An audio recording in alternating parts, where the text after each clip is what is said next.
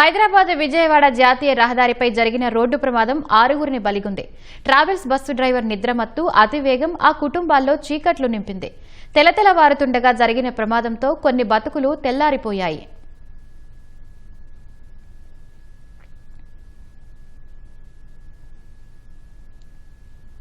తెలంగాణలోని సూర్యాపేట జిల్లా కోదాడ మండలం దొరకుంట శివారులో ఘోర రోడ్డు ప్రమాదం జరిగింది. కంటైనర్ను ప్రైవేటు ట్రావెల్స్ బస్సు వెనక నుంచి ఢీకొట్టడంతో 6గురు అక్కడికక్కడే మృతి చెందారు. బస్సు హైదరాబాద్ నుంచి ఏలూరు వెళ్తుండగా ఈ ప్రమాదం చోటు చేసుకుంది. ప్రమాదంలో మరికొందరికి తీవ్ర గాయాలయ్యాయి. క్షతగాత్రులను చికిత్స కోసం కోదాడ ప్రభుత్వాసుపత్రికి తరలించారు.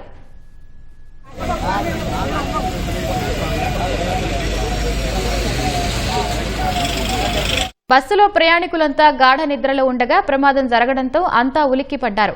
కంటైనర్ అతివేగంతో ఢీకొట్టడం వల్ల బస్సు ముందు భాగం నుజ్జునుజ్జైంది. ప్రమాద తీవ్రతను చూసి ప్రయాణికులు హాహాకారాలు చేశారు. సమాచారం అందుకున్న పోలీసులు సహాయక చర్యలు చేపట్టి క్షతగాత్రులను సమీప ఆసుపత్రులకు తరలించారు.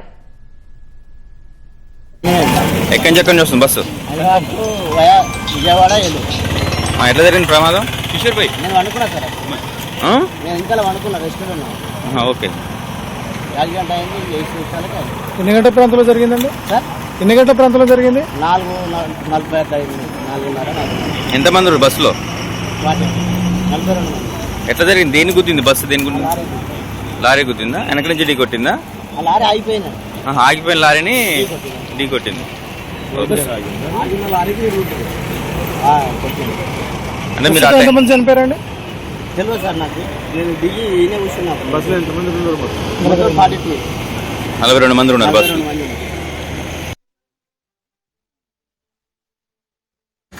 అలా స్టార్ట్ చేసాం అనమాట గట్టికప్పటి నుంచి. అక్కడ దారిలో మధ్యలో ఒక దగ్గర ఛార్జింగ్ స్టేషన్ దగ్గర ఛార్జింగ్ పెట్టారు. తర్వాత అక్కడి నుంచి స్టార్ట్ అయింది. అరౌండ్ 3 o'clock అప్పుడు మాకు తెలియదు ఒక లారీ దాంతోపాటు స్టాండ్స్ ఉన్నవి దాంతో అంటే పార్క్ చేసి పెట్టాడు డివైడర్ మీద. అది తెలీదు, డ్రైవర్ చాలా స్పీడ్గా వెళ్ళాడు. సో అది వచ్చి దీనికి కొట్టడం వల్ల స్టాండ్స్ ఏవైతే ఉన్నాయో అవన్నీ విండోస్ నుంచి వెళ్ళి చాలామందికి హెడ్ దాకాయి అనమాట. సో ఆల్మోస్ట్ 6 members దాకా చనిపోయారు. మిగతా వాళ్ళు చాలామందికి ఏం చేస్తారు. నాకైతే మ్యాన్యువల్ చేస్తే. మీరు ఎక్కడి నుంచి ఎక్కడికి వెళ్తున్నారు?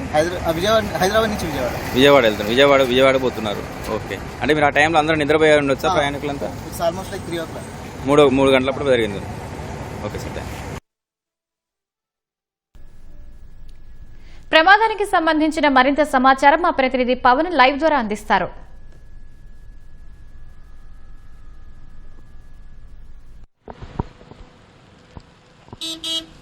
సూర్యాపేట జిల్లా కోదాడ సమీపంలోని ద్వారకుంట జాతీయ రహదారిపై జరిగినటువంటి బస్సు ప్రమాదం తీవ్ర విషాదాన్ని నింపింది. ఈ ప్రమాదంలో మృతుల సంఖ్య 6కు చేరింది. ప్రమాదం జరిగినటువంటి సమయంలో బస్సులోనే అక్కడికక్కడే 5గురు మృతి చెందారు. ఆ తర్వాత మరొకరు మృతి చెందారు. అయితే హైదరాబాద్ నుంచి ఏలూరు వెళ్తున్నటువంటి ఈ బస్సు కోదాడ సమీపంలో ఉన్నటువంటి ద్వారకుంట వద్దకు రాగానే ముందున్నటువంటి DCM కంటైనర్ను ఢీకొట్టింది.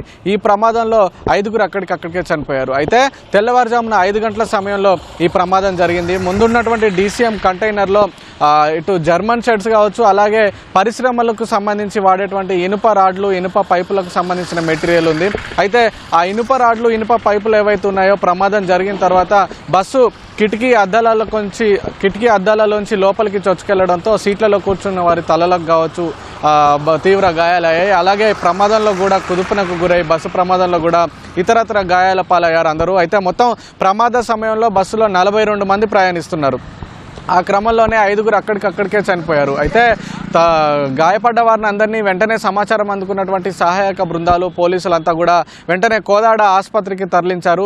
ఆసుపత్రికి తరలించిన తర్వాత మరొకరు చనిపోయారు. అయితే వీళ్ళంతా కూడా హైదరాబాద్ నుంచి ఇటు విజయవాడ కావచ్చు, అలాగే హనుమాన్ జంక్షన్ కావచ్చు, గన్నవరం కావచ్చు, ఆ తర్వాత ఏలూరు కావచ్చు వెళ్తున్నటువంటి ప్రయాణికులే. దాదాపుగా విప్రో సర్కిల్ వద్దే రాత్రి సమయంలో దాదాపుగా 15 మంది విప్రో సర్కిల్ వద్ద ఎక్కారు ఈ బస్సు.